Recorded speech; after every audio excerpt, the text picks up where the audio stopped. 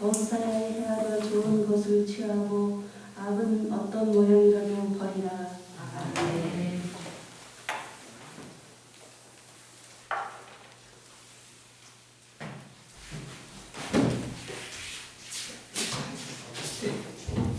시간을 준비했습니다.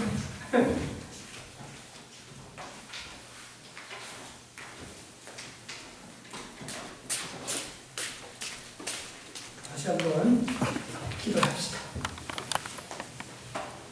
은혜가 풍성하신 하나님 아버지, 세상이 온통 어수선하고 불안한 그리고 부정적인 그런 소리들이 오가지만 주님께서 저희들을 사랑하셔서 한 주간도 또 지나간 5개월 동안도 은혜 중에 저희들을 보호하시고 지켜주셔서 오늘 저희들이 이렇게 하나님 앞에 나와서 평신도 주일로 주님을 의지하고 평안한 마음으로 예배드리게 해주시니 감사합니다.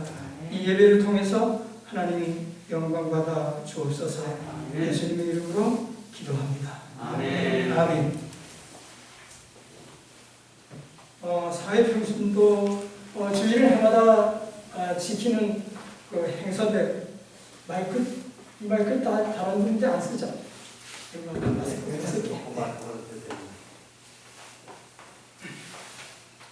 해마다 지키는 그 우리 교회 행사인데 언젠가 한번 평신도들 주관으로 이렇게 사회도 하고 기도도 하고 말씀도 증거하고 이렇게 함께 지켰던 기억이 나요.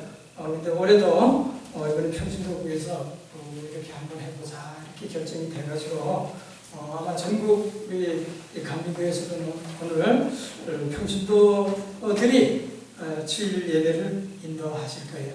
한간에는 목사님들이 강단권을 빼앗는 게 아닌가 이런 이제 조심스러운 말씀도 나왔어요. 그렇지만 우리 평신도들이 얘기하기를 목사님의 어떤 그 권한을 우리가 침해하는 게 아니고 우리 오늘 목사님들 조금 쉬시고 평신도들도 목사님의 수고를 한번 경험도 해보고 그렇게 예배를 드리는 게 좋겠다. 그래서 최종적으로 결정은 이렇게 평신도들이 오늘 주일날 예배를 주관하게 됐습니다. 지난 5월 19일 날 우리 연해 평신도부 또 연합회가 있어요. 근데 거기도 다 같이 모이면 우리 지방이 23개 지방이니까 46명 되죠. 총무하고 평신도 서기하고 그렇게 모이면 46명인데 그렇게 모이면 자리 그 인원 제한 때문에 모일 수가 없어가지고 우리 그 협의회 회장님이 몇 개 지방을 이렇게 나눠서 방문을 하면서 대화를 했어요. 그런데 우리 지방은 19일 날 이제 대화에 남산옥이라는 데 모여가지고 이제 얘기를 하는데 우리 그 연합회장이 그런 말씀을 하셔요. 어느 지방에 가니까 우리 사평 총무들이 주관해서 평신도가 그날 예배를 인도해야 된다. 그러니까 어떤 장로님은 밥맛이 없다 그러더래요. 야, 어떻게 목사님 앞에서 설교를 하나. 그러면서 맞아요. 근데 더군다나 저는 목사님이 두 분이 앞에 계셔요. 목사님 앞에 계시고 우리 담임 목사님 계셔서 저는 얼마나 힘들까요? 여러분들이 저 이렇게 생각을 해주시고 함께 기도하면서 부족하지만 우리 오늘 예배가 하나님께 영광이 되고 은혜되는 그런 예배가 되도록 기도하시면서 협조해 주시기 바랍니다. 오늘 이제 제목은 읽은 본문에서 그 평신도국에서 이런 책자에다가 설교문을 한 3편을 여기다 해가지고 인도하는 사람이 그 교회에서 맞게 선택을 해서 이 중심을 해서 예배를 드려라 이렇게 해서 나왔어요. 그래서 이제 제가 설교 준비한 그 내용은 여기 안에 들어있는 첫 번째가 되는데 여기 제목은 뭐라고 하라고 그러냐면 범사에 헤아려 취하고 버리자 이렇게 제목을 정해주셨는데 제가 짧게 줄여가지고 오늘 주보에다가 그렇게 취할 것 또 버릴 것 이렇게 간단하게 제목이 되었습니다. 여러분 우리가 살아가면서 시대가 발전하면 발전할수록 일이 많아졌어요. 물론 일자리는 없어졌다고 하기는 하지만 그러나 일들이 세분화되고 또 전문화가 돼가지고 기계가 하는 것도 있지만 또 사람들의 그 취업 그 업종을 이렇게 보면 과거보다 월등히 많아졌다는 거예요. 우리가 생각할 때는 그게 무슨 뭐 일이야 이런 것도 지금에 와서는 아주 중요한 일들로 각광을 받고 있다고 하죠. 무슨 뭐 청소업체에도 나눠서 여러 가지 그 청소하는 것, 뭐 어떤 그 업체는 냉장고만 전문으로 가서 정리해주는 업을 하는 사람들도 있고 또 집 안에 가구를 정리해주는 업도 있고 그렇잖아요. 뭐 우리가 말하는 애완견이라고 하지만 개에 관련해서도 업무가 굉장히 많아요. 이렇게 많은 그런 일들 가운데 우리 성도들은 모든 그 삶이 범사인데 우리가 살아가는 삶이 범사예요. 이런 모든 일 가운데 우리가 좋은 것은 취하고 악한 것은 모양이라도 버려야 된다. 이렇게 오늘 본문의 말씀을 했어요. 우리 살아가면서 우리의 생활 속에서 우리가 자칫 잘못 생각해서 크게 어려움을 겪고 손해는 보는 일도 있죠. 그게 왜냐하면 그 일에 대한 헤아림이 부족해서였다고 하는 거예요. 헤아림이라고 하는 것을 이렇게 여기 뭐라고 얘기를 했냐면 그랬어요. 깊이 생각해 보느니, 깊이 생각해 무슨 어떤 일을 하나 우리가 대했을 때 그리고 신중하게 생각해 보는 거라는 거예요. 그게 헤아림이라는 거죠. 근데 이것과 비슷한 내용의 단어가 하나 있는데 그게 뭐냐면 판단이에요. 여러분 판단 잘 아시죠? 예수님이 너희는 상대방에 대해서 남에 대해서 판단하지 마라. 판단은 오직 하나님만 하신다. 그랬어요. 그리고 판단하는 사람은 나중에 내 앞에서 너희도 판단을 받으리라. 그렇게 얘기를 했어요.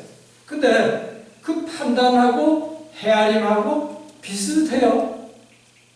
근데 뭐가 다르냐면 판단이라고 하는 것은 남을 지적하기 위한 신중한 생각이고 또 그 살핌이 둘 다 똑같아요.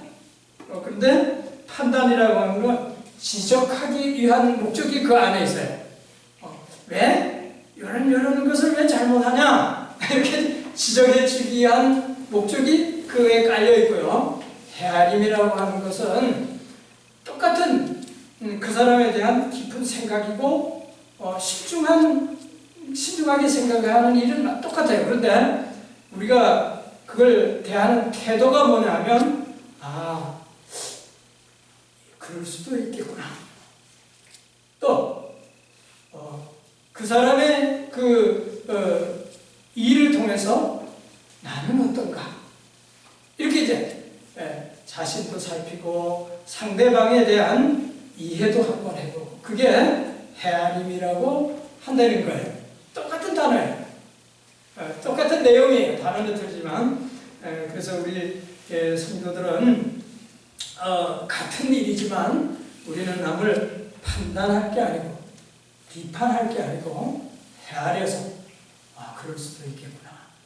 나는 그 문제는 상대방보다 좀 잘해. 그렇지만 다른 문제가 또 못한 게 있지 않나. 이렇게 돌아보면서 헤아려가는 삶을 살라고 하는 거예요. 그렇게 헤아리고 또 신중하게 한번 살펴봤을 때 우리들이 그 일에 대한 부정적인 것, 긍정적인 것을 우리가 선택을 해야 되는데 긍정적인 것은 우리가 받아들여야 되고 부정적인 것은 버려야 되는 게 오늘 어쩌면 결론적인 말씀입니다. 여러분, 우리 지난번에 우리 오크밸리에서 정책 토의가 있었어요. 우리 연회 평신도부 총무들이 모여서 거기에 우리 감독회장님이 오셔서 통계를 발표하는데 보니까 이런 발표를 하세요. 2020년도에 줄어든 교인 수가, 감리교회만이에요. 줄어든 교인 수가 58,000명. 우리 감리교회 교인 수가 58,000명이 줄었다는 거예요. 58,000명이 부흥이 되고 성도가 많아져도 부족할 텐데 58,000명이 줄었다고. 또 우리 평창지방은 제가 집에 와서 한번 찾아봤어요. 2019년도 지방회의록에 보니까 3,678명이었어요. 우리 평신도가. 그런데 2020년도 지방회의록에는 3,477명, 160명이 줄었더라고요. 우리 평창지방에. 그러면서 우리 감독님이 하신 말씀이, 감독회장님이 하신 말씀이, 교회가 또 성도가 주는 원인을 우리가 한번 신중하게 헤아려보고 신중하게 한번 생각해 봐야 된다.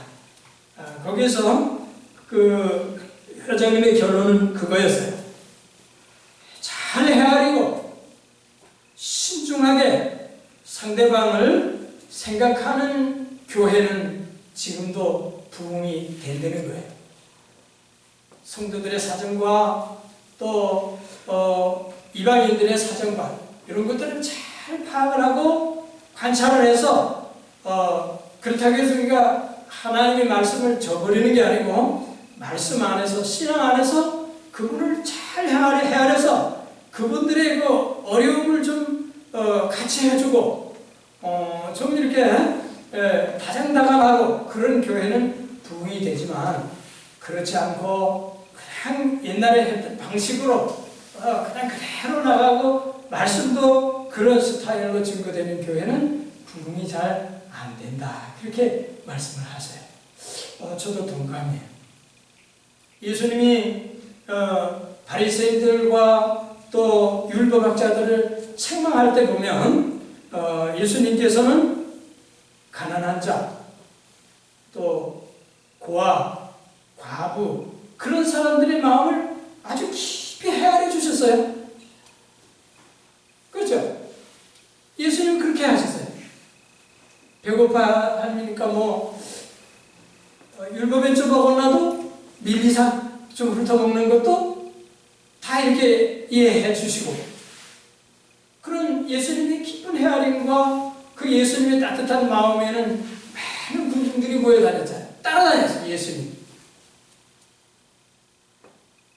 그러면서 예수님께서 율법을 준수를 잘 하면서 율법에 치중해서 신앙생활을 해왔던 유대인들에게, 그 율법자들에게 예수님이 뭐라 그러셨나 하면 회칠한 무덤이다 이렇게 책망도 하시고, 정말 이 시대가 요구하는 어려움을 당한 백성들이 요구하는 것이 무엇인지를 헤아리지 않는 그 부류들을 책망을 많이 하셨죠.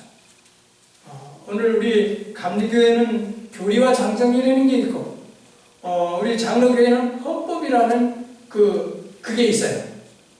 그 지침이 잘못됐다는 게 아니라 거기에 얽매여 가지고 정말로 우리가 헤아려 드려야 되고, 정말 다가가야 할 그 일을 하지 못한다고 하면 아마도 예수님이 율법 시대에 오셔가지고 책망했던 그 책망을 우리가 듣지 않겠나 하는 것도 한번 생각을 해보고, 우리 믿는 성도들의 삶은 우리가 가지고 있는 신앙의 절개를 버리라는 게 아니라 우리들이 정말 상대방의 그 어떤 문제를 잘 헤아리고 좀 생각해 주는 삶, 그리고 또 우리 스스로도 그걸 잘 하는 사람이라야 상대방을 해줄 수가 있어요. 내가 하는 일이 제일 옳고 내가 하는 일만 하나님이 기뻐하시는 일이고 내가 하는 이 일만 이게 옳은 길이다라고 생각하고 말하고 사는 사람하고 상대방을 헤아려주고 이해하려고 하는 마음을 가진 사람하고는 정도의 차이가 틀리다고 하는 거예요. 우리가 교회가 이렇게 어렵다고 해서 부정적인 생각만 할 것이 아니라 얼마든지 긍정적인 생각을 할 수가 있어요. 저는 그렇게 생각해요. 요한 웨슬리 목사님이 말을 타고 지구를 몇 바퀴 돌면서 복음을 전했다고 하는데, 아이고, 지금은 얼마나 좋아요. 통신, 또 우리 기독력, 이런 거가 우리 마음만 바뀌고 우리가 정말 올바른 복음주의의 사람들이 된다고 하면 그때나 비행했어요. 복음 전하는 게 얼마나 쉽고 얼마나 좋은 지금 그런 환경이에요. 뭐 바빠가지고 시간이 없는 사람들도 많지만 시간 많은 사람들이 많아요. 우리 토요일만 되면 고속도로가 메이고, 제 지난번에 원주 갔다 오는데 보니까 고속도로가 메여요. 지난 토요일에 보니까요. 그 뭐하러 다니는 사람들이에요? 일이 바빠 다니는 사람들은 거기 불과 몇 프로 안 될 거예요. 다 동해바다 오고 계곡에 찾아오고 쉬기 위해서 오는 사람들이에요. 이런 시대에 정말 그들의 마음이 돌이켜져서 교회로 오게 된다고 하면 얼마나 좋은 그런 복음 전할 수 있는 좋은 시기예요. 우리가 정말로 잘 우리가 헤아리고 생각해보고 우리들의 삶이 변화가 돼서 우리는 하나님을 기쁘시게 하는 또 지금 같은 시대에 다시 부흥하는 역사가 일어나는 그런 교회로 만들어가야 할 책임이 물론 목사님들이 총 책임이 있으니까 있죠. 그렇지만 그 책임이 우리 평신도들에게 있다는 거예요. 목사님은 각 교회 성도들, 물론 안 믿는 분들도 상대를 하지만 대부분 믿는 성도들을 상대하지만 우리 평신도들은 예배드리고 나가면 우리 주위에는 안 믿는 사람들 각색, 각종 여러 가지 부류의 사람들을 만나는 게 우리 평신도들이에요. 그래서 우리 평신도가 바로 서지 않고는 감리교회가 바로 설 수 없다. 이게 총 제목이에요. 저와 여러분은 오늘 말씀을 우리가 중심으로 해서 정말 매사에 우리들이 헤아림을 잘 하는 그런 삶이 되어야 되는데, 첫 번째로 어떤 쪽으로 우리가 헤아려야 되냐 하면 이 일이 진정 하나님이 기뻐하시는 뜻인가, 이렇게 헤아려 보아야 된다는 거예요. 우리가 무슨 일을 선택을 할 때. 그래서 두 번째는 뭔가 하면 교회의 유익이 되는가, 또 세 번째는 이 일이 살리는 일인가, 이렇게 생각을 해서 우리가 그 일을 선택을 해야 된다고 하죠. 예수님이 베드로를 책망하신 적이 있죠. 베드로가 그 전에만 해도 주는 그리스도시여 살아계신 하나님의 아들입니다, 이렇게 신앙 고백을 했을 때 최고라 그랬어요. 베드로를 야 바요나 시몬아 그러면서 내 위에다가 교회를 세운다, 반석이라고 하는 그런 이름을 주셨잖아요. 그런데 조금 지나서 예수님이 사탄아 물러가라고 그랬어요. 예수님이 나는 이제 곧 십자가를 지고 죽게 될 거다, 그렇게 말씀하시니까 베드로가 저 뒤에 따라오면서 뭐라 그러냐면, 주님, 그게 무슨 말씀입니까? 그렇게 될 수가 없습니다. 그건 안 됩니다. 그렇게 얘기하니까 예수님이 뒤를 돌아다 보시면서 야, 베드로야, 사탄을 물러, 이렇게 책망을 하셨어요. 왜 예수님이 그런 책망을 하셨을까요? 예수님인데 좋은 말씀을 했는데 예수님 안 됩니다. 예수님 우리가 함께 계셔야 됩니다.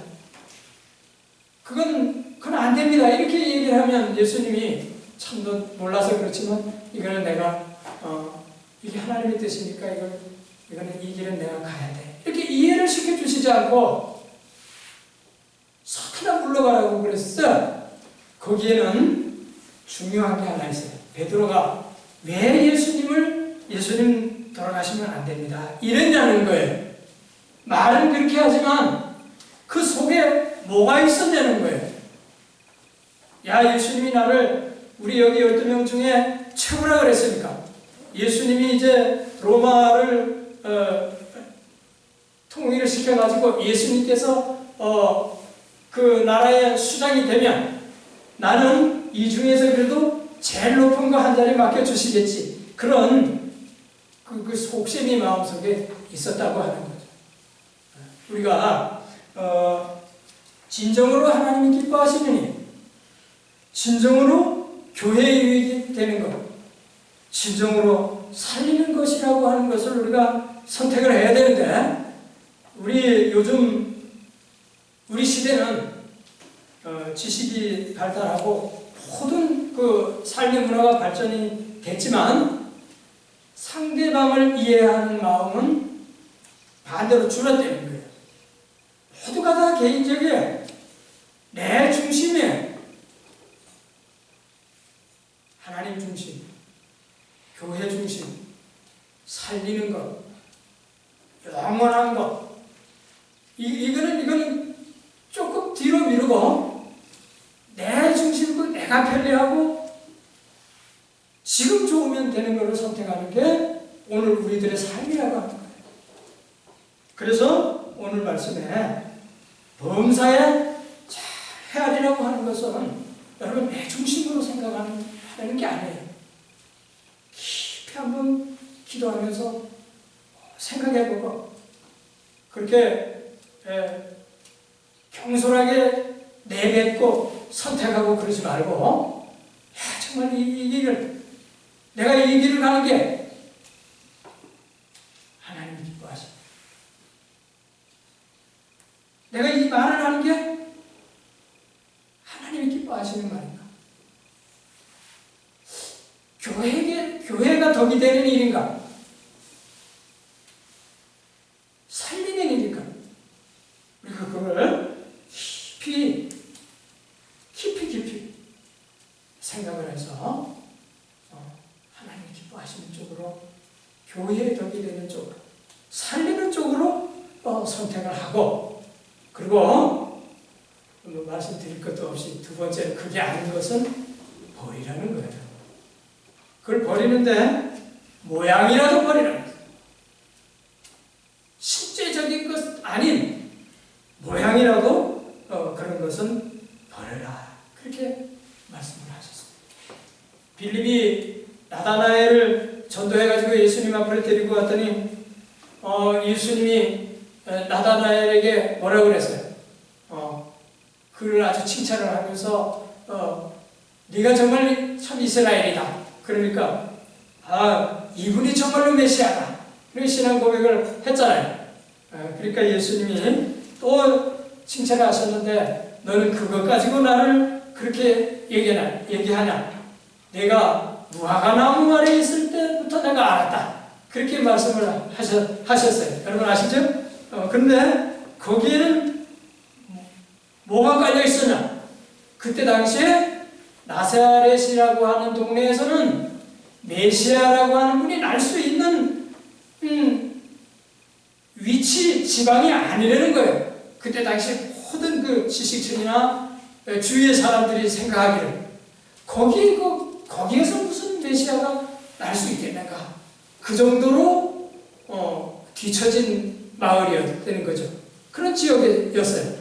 그럼에도 불구하고 빌립이 그 나사렛에 있는 그분이 정말 메시아다, 예수님이라고 하는 전도를 했을 때 따라 나왔던 그 나다나엘의 중심이 예수님이 보시기에 합당했다고 하는 거예요.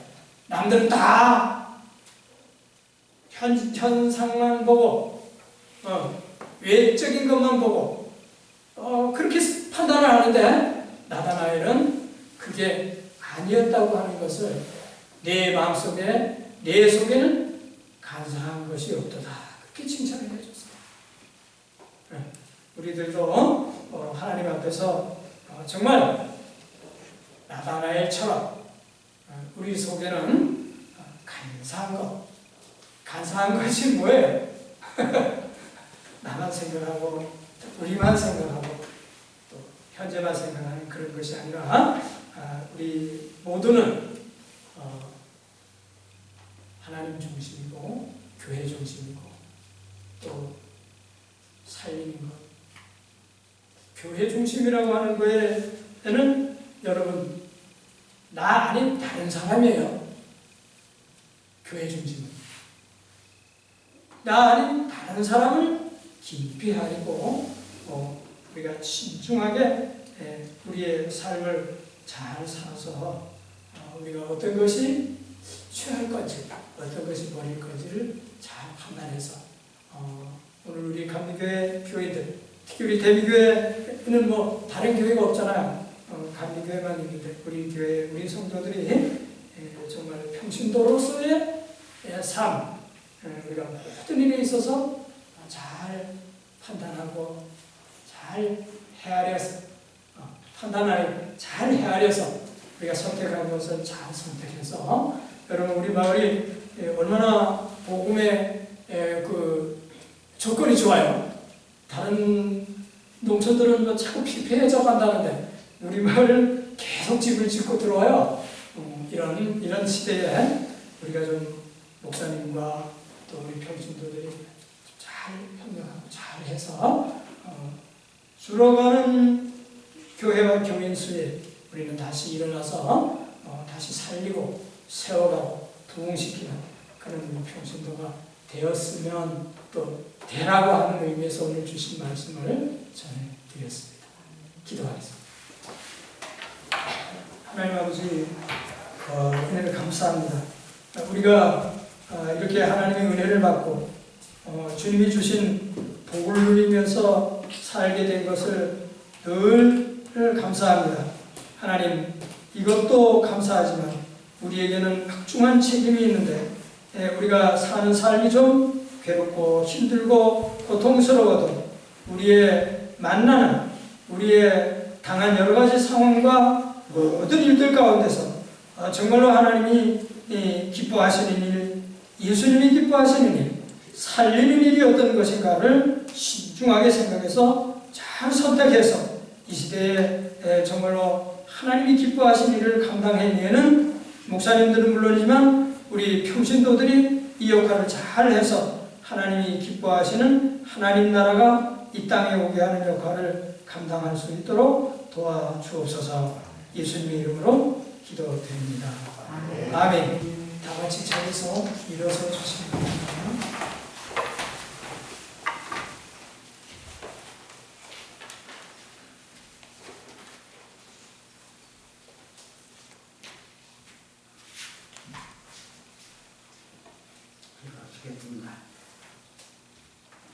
아버지 하나님 감사합니다. 예수 그리스도 이름으로 성령을 보내주셔서 하나님 아버지 앞에 예배드리며 영광을 드릴 수 있도록 도우심을 감사합니다. 하나님 아버지의 뜻이 하늘에서 이루어진 것 같이 보혜사 성령님의 진리 안에서 인도하여 감리교회 성도님을 통해서 이 땅에 하나님의 나라가 이루어지는 은혜 있게 복으로 다하여 주시옵소서. 특별히 대미교회를 영으로 세워주시고 세우신 목사님을 통하고 성령님을 통해서 교제하며 사랑을 나누며 손에 손을 잡고 마음을 합하여 아버지 앞에 영광을 드리게 하여 주신 것을 감사합니다.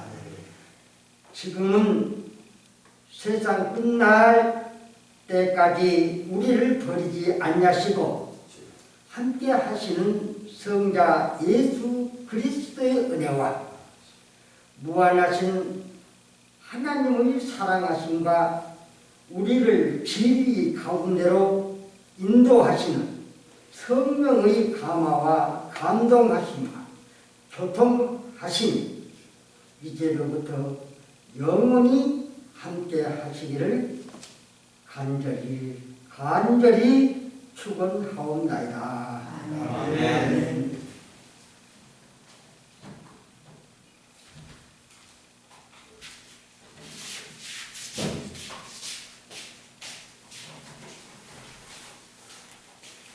감사합니다. 예배 마치겠습니다. 그리고 한 가지만 안내해드릴게요. 우리 예배가 저도 장로님이 마스크를 안 써드리니까 우리 예배를 유튜브에 지금 올리고 있어요. 그러니까 만약 장로님 설교를 한 번 더 듣고 싶으신 분은 유튜브 들어가서 저 신동인 목사라고 치면 신동인 목사가 4사람이었다. 근데 그 치면 아마 그 장로님 설교한 거를 아마 오늘 당장 아닌 내일이나 모레쯤 뜰 겁니다. 그러니까 더 듣고 싶은 분 보셔야 됩니다.